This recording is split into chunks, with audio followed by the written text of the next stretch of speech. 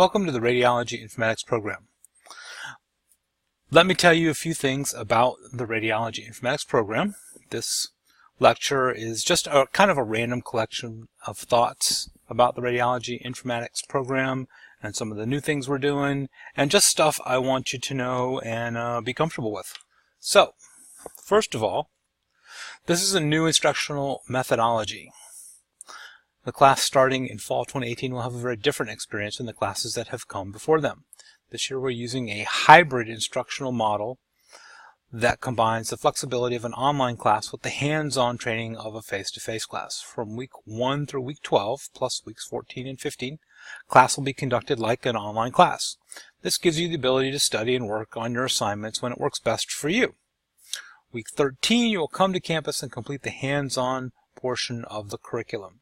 You will be the first class to learn radiology informatics using this new methodology. So prior to this, classes have been traditional, face-to-face, come to class at a certain time, have class with me, and then you leave and you come back next week. So this, I think, is going to be very exciting. For one thing, you would have to get this lecture one time, face-to-face. You'd have to take notes and get it in just one take. Whereas now you can rewind me and play me back as many times as you need to, and if you're having trouble sleeping, maybe this will be a good sleep aid for you. But this is new. We're trying this. A lot of our students have asked for more online type instruction, so this is experimental. We're trying it. I'm sure I will make plenty of mistakes along the way. So it's almost like starting over with a new radiology informatics program, and you guys are going to be my pioneers and help me get this right for all the students that come after you. Lab days. You will have 2 lab days. They are November 29th and November 30th. On November 29th, you will come to the Hack Lancaster campus and be here from 6 p.m. to 9 p.m. In the first half of that class, we're going to work on viewing images in packs and how the DICOM handshake works and how image transfer takes place. And you're going to create something called a modality device master. And I know none of that makes any sense, but each week we will go over these things you're going to do. And so you'll get the instruction through the online of how to view images in packs and how the DICOM handshake takes place and how image transfer works. So we'll talk about all this, and then you'll store that knowledge, and then you'll be able to use that knowledge hands-on on November 29th and November 30th. So we'll take a break. We'll come back. We'll talk about ping. We'll talk about traceroute. You'll do a PACS user account creation. You'll create your own account in PACS, and then you'll import images from CDs, and you'll be free to go for the evening. You'll come back the next morning. You'll practice with the diagnostic desktop, the MedSec desktop, which is medical secretary, the acquisition desktop, and the admin desktop. And I'll be showing you again throughout the weeks of the semester all of those desktops. You'll be getting them in screencasts, learning how they function, and then you'll get a chance to practice with them. Take a short break. We'll show you the zero viewer. We'll do an F12 compression activity. Then at that point, we'll delete PACS from your workstation. And this is where the real test comes in. Then you'll have to install PACS, and then you'll have to complete the AGFA PACS user test, which basically is some tasks you need to complete under the diagnostic desktop, the medical secretary desktop, the acquisition desktop, and the admin desktop. So you'll get to practice it, and then we'll test it on you at the end of the second day's morning session. So that's kind of how the labs will work. Communication. If you have questions about the coursework, be sure to post your questions to the class discussion board. If you have a question, I guarantee you somebody else in the class has the same question. If you post it to the discussion board, then I can answer it right there in front of the whole class virtually, and everyone benefits. If you just email me your question, then I'll answer you an email, but then the class doesn't benefit from that answer. If you have questions about how the program works, or of a more personal nature, or you tell me you're going on vacation, something like that, then you would want to send me an email. The most important thing is that you do not suffer in silence, and don't sit and have self-talk that is negative and gives you a negative experience.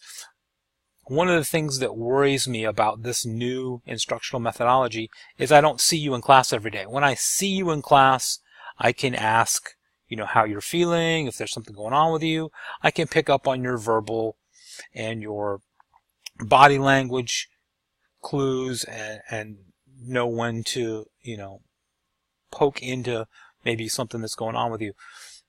Because this is pretty much an online class for the first couple months, I'm not going to see you, so it's very important that we communicate back and forth so that I know how you're doing, what parts you're struggling with. I need to hear from you. I want your feedback. Let's be sure that we communicate virtually a lot. You are responsible for your education.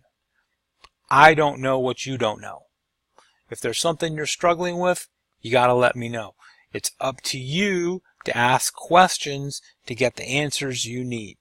The only time I learn what you don't know is after you take the test. And that's a terrible time for me to discover that you didn't get the DICOM handshake down, that concept didn't stick with you for whatever reason. So you are responsible for your education. Make sure you're getting an education. Online coursework requires effort and a level of self-discipline. You have to set aside the time to do the work. It's frequently easy to open up multiple windows and simply look up the answers. But are you really learning that way or just completing the assignment? And I take online classes for my own degree. I'm working on a degree through Southern New Hampshire University, and I confess I am guilty sometimes. When an assignment is due by Friday, I will frequently open up multiple windows and just get the assignment completed. And for me, I have to go back over the weekend and then make sure I understand and get the knowledge, the education from that assignment. So, it does take effort. It takes self-discipline. I have an office at home that's upstairs. When I go to do my online coursework, I go upstairs, I close the door. Everybody else in the house is on the first floor. I'm in the second story bedroom, and I'm isolated up there, and that's what works for me. But to get an education, okay, don't get a degree. Don't get a degree in radiology informatics. I want you to get an education in radiology and informatics. So let's make sure that's what you're working on. Late, incomplete work. Late work is not tolerated in the radiology informatics industry. If my boss says that's got to be done by Friday at noon, and I'm a radiology informatics professional, I'm going to have it done Thursday night, no later than 8 o'clock Friday. If I don't get my work completed, having trouble talking today, if I don't get my work completed as a radiology informatics professional on time, then I'm not going to be in that field long. It's just unacceptable.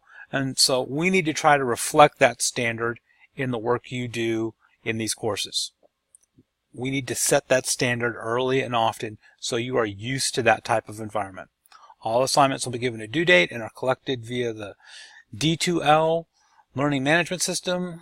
Students with special circumstances may email the instructor the assignment so that points are not deducted. If you're late, you should expect points to be deducted. Now, if you have a legitimate illness, family problem, whatever it is, just email me and we'll talk through it. I don't want to be an evil dictator that enforces the rules without any heart at all, but at the same time, I need to set that standard so you get used to the standard that is set for the industry you want to get a job in. So it goes back to communication. If you just talk to me, we can work things out. If you're having trouble keeping up with your assignments, or we all have lives, we all have family, and things come up, and if you have a problem, just let me know. We'll talk through it. So that's all about late and incomplete work.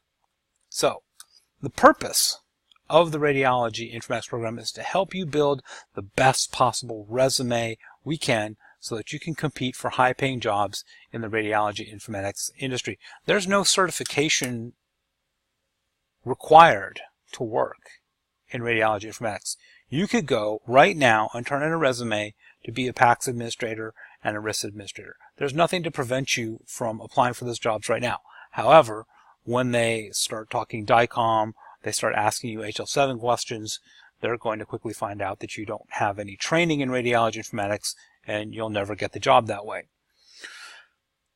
What we want to do in the radiology informatics program is to build your resume so that when you walk in to a hospital, a clinic, wherever you find a job in the radiology informatics industry, you can turn in a resume and it is unbeatable. As soon as they get your resume, they're going to want to talk to you. That is what we're doing. And all of the things we do in this program are geared to building you that perfect, unbeatable, winning resume. So when you find yourself thinking, my gosh, why are we learning this? Why are we doing this? This is crazy. I don't understand the purpose. The purpose is this. It makes your resume great. That's always the purpose. That is always the end goal that we're working towards, is building that perfect resume. One of the big difference makers on your resume, and something that is being required more and more, is a PACS certification. Roughly half of what we teach relates to passing the PARCA PACS certification exam. Material covered on the certification exam does not update as fast as the real world. Therefore, what we teach sometimes is out of sync with current knowledge. So, one of the difference makers on your resume, one of the things on your resume that's going to stand out and make you the best candidate for the job is we want you to get a PARCA PACS certification. We're going to teach you all the knowledge you need to pass your certification exam. Now, as I said, sometimes the certification and the real world are out of sync. And so sometimes we'll teach you some stuff that seems like, well, when I was at the hospital, I saw it like this. Yeah, that's the real world. The certification exam tends to lag behind that, so sometimes there's some discrepancies. And so it should be fairly easy for you to recognize when what we're teaching you is certification knowledge. Real-world knowledge. All of your instructors in the program have worked as or currently work as PACS administrators. And we all use this real-world experience to bring real-world lessons into the curriculum.